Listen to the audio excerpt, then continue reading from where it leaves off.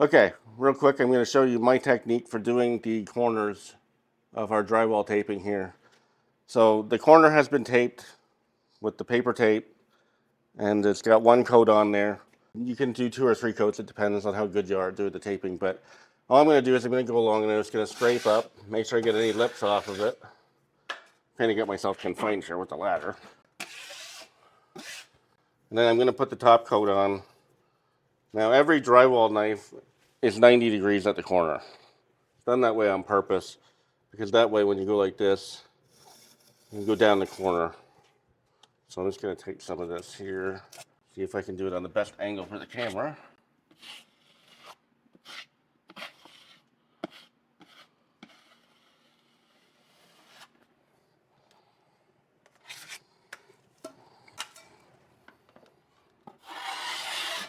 So this is a very popular technique and it works really good, but it takes a little bit longer. So you got to go like this, you go all the way down, and you leave that side, and then you come back after it's dry, and then you do the same thing, go down that one, then you end up with a perfect 90. But I don't like to wait that long, so I will put it on both sides. Drop my $30 knife.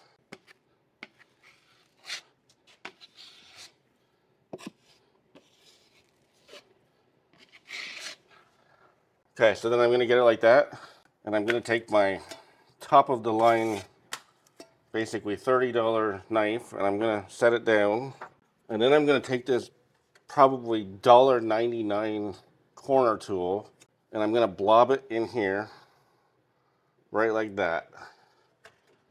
And then I'm going to go from the top, and I'm just going to pull it down like that, and I'm just going to